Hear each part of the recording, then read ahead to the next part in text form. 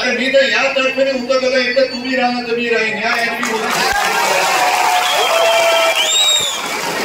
मी आणि माझा शिवसेना प्रमुखाने जोडून दिलेले शिवसैनिक राहतील, त्यांना घेऊन मी लढाई जिंकून जातील.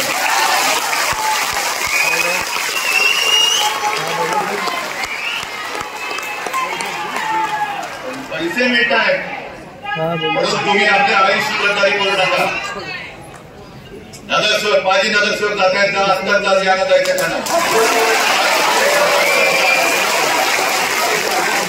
बघू ना. अरे मी तर या तर्फेने उतरलेलो एकदा तुम्ही राहा तर मी राहीन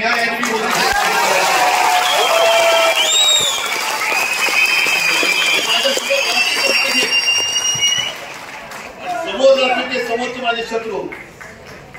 आणि हेच तर आपण असं म्हणतो भाऊ गीतेमध्ये हेच तर सांगितलेलं आहे. गीतेचं सार दुसरं काय असू शकेल. यावेळेला अर्जुनाने पाहिलं की अरे माझे सगळे माझे नातेवाईक माझ्या समोर आहेत. यातना एवढं स्वाभाविक आहे. मलाही यातना होत नसेल.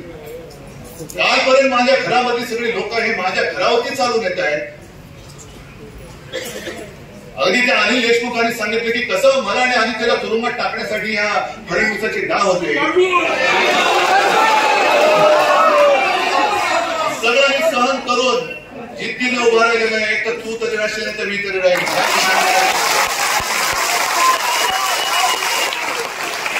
मला माहिती आहे अजूनही माझ्याकडे अधिकृत पक्ष नाहीये, माझ्याकडे चिन्ह नाहीये, माझ्याकडे पैसा नाहीये. पण मी केवळ आव्हान देऊ शकतो आणि देतो ते तुमच्या ताकदीवर तुमच्या भरोश्यावर.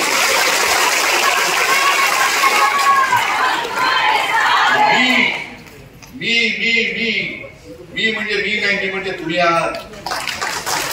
दिल्लीच्या छातीमध्ये थंडी भरली आहे ती उद्धव ठाकरेची नाही, ती तुम्ही तुमच्यामुळे भरलेली आहे.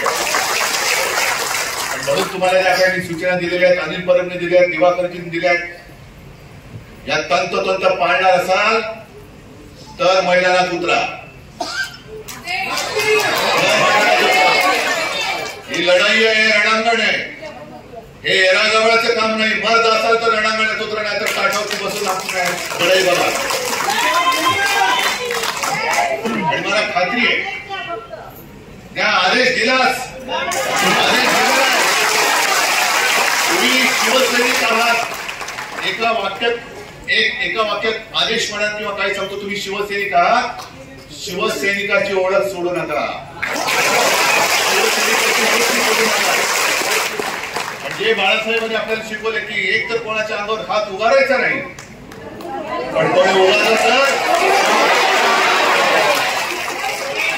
अंगावरती उठलेला हात जागेवर ठेवायचा नाही. या माझ्या शिवसेनेच्या अंगावर उठलेला हात आहे, हा जागेवर निवडणुकीत राहता कामा नये. हा एकच तुम्हाला आदेश पाहिजे, आदेश देतो आणि आपली रजा देतो. जय हिंद.